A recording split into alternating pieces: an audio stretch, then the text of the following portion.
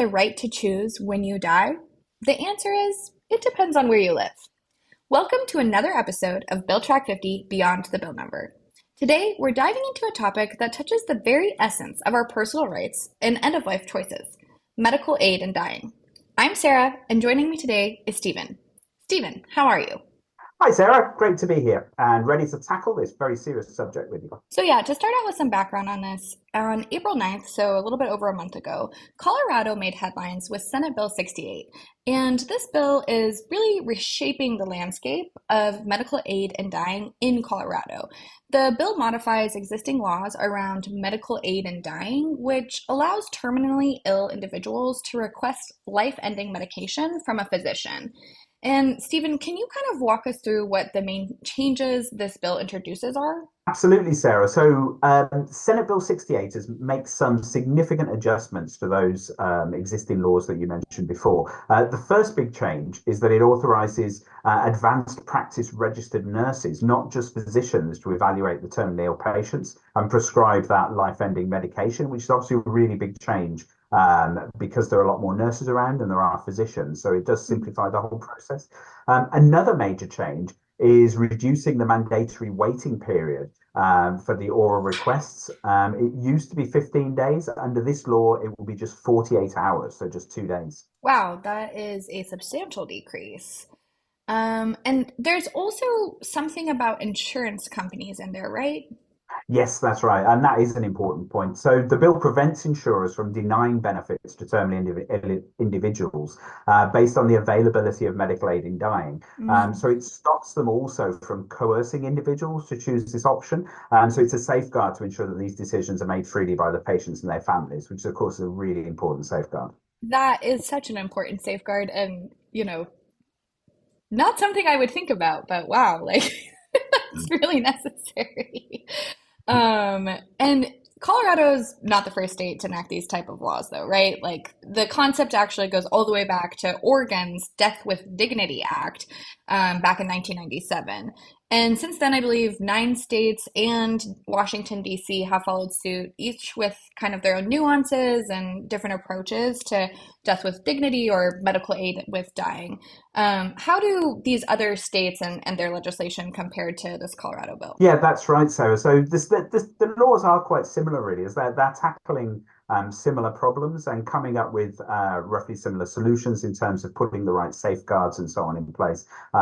Who exactly can sort of prescribe the medication and that kind of thing. But the big difference really is with Oregon and Vermont. So they're the only two states that allow non-residents to utilize the laws to receive medical aid in dying. So people from all over the US could go to Oregon and Vermont and actually use those laws to end their own lives. And interestingly, there was a provision in this bill, in the Colorado bill, that would have allowed non-residents to access the medical aid in dying.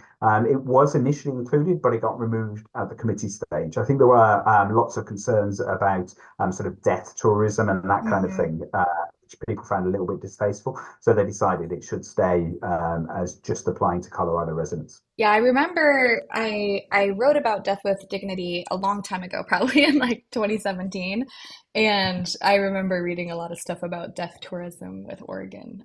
So that was interesting. But also with this, there's a pretty big divide on the issue. Like supporters say it's about compassion and personal freedom, and people should have the ability to end their own lives.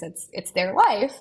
But opponents are worried about, the sanctity of life and potential abuses, this insurance piece or other stuff like that. Yes, exactly. It's a hugely controversial issue, one that arouses passions on both sides, really. And it's not just in the United States, of course. This is an issue that's being tackled all over the world at the moment, and different countries are coming up with sort of different answers to the question, really. So it's interesting, of course, in the United States, where you have your 50 different states, you can come up with 50 different answers, whereas in most other countries, you're just going to have one answer. So supporters argue that allowing a dignified end is an act of compassion that prevents unnecessary suffering. But the opponents who are often from religious or very conservative backgrounds, emphasize the ethical concerns and the risk of broadening that criteria to non-terminal illnesses, which is obviously the next step. This is something that Canada was considering, actually broadening their criteria to include sort of mental health issues.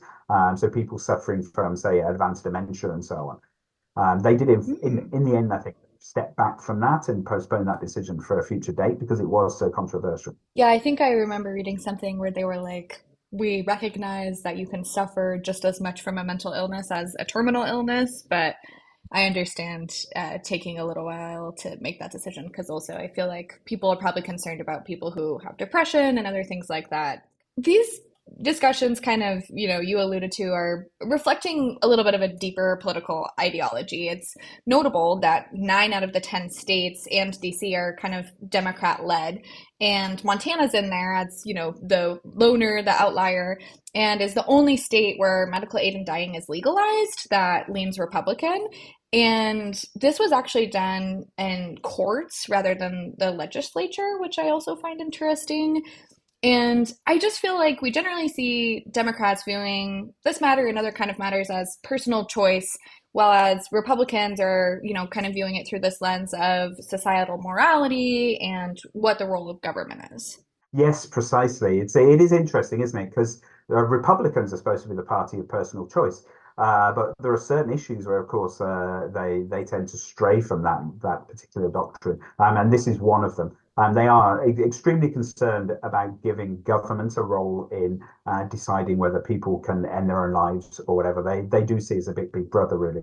But with advancements in medical technology, people are living longer and they're not necessarily living healthier lives. So people are experiencing quite long periods towards the end of their life where they're quite unwell, possibly very unhappy. And they would actually, perhaps some of them would want to hasten that end and remove that suffering. So it makes the debate really, really relevant today. And this really difficult job of balancing ethical considerations with personal autonomy.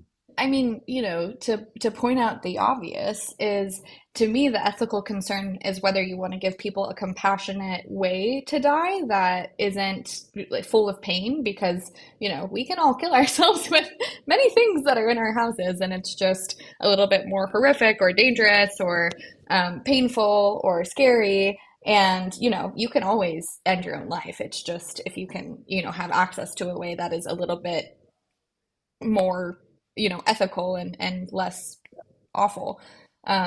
So it's fascinating and daunting how these laws can shape such personal aspects of our lives, and it's so important. Like one day we will all in fact die. So currently there's over 60 bills that aim to address medical aid and dying in some way across the nation, right? Yes, that's right. And I've put a link to them all in the blog post. And this conversation isn't going away. Every year, there's more and more of these bills. Every year, more states are actually considering this. And it's crucial, really, for people to stay informed and engage in these discussions because it is one of those things that we really don't like to talk about. But it could affect you. It could affect all of us when we get towards the end of our life. Well said. Well, thank you. And remember, everyone, that you can catch episodes of Bill Track 50 Beyond the Bill Number on Apple Podcasts, Spotify, YouTube, Substack, anywhere you get your podcasts. Until next time, keep questioning and stay informed.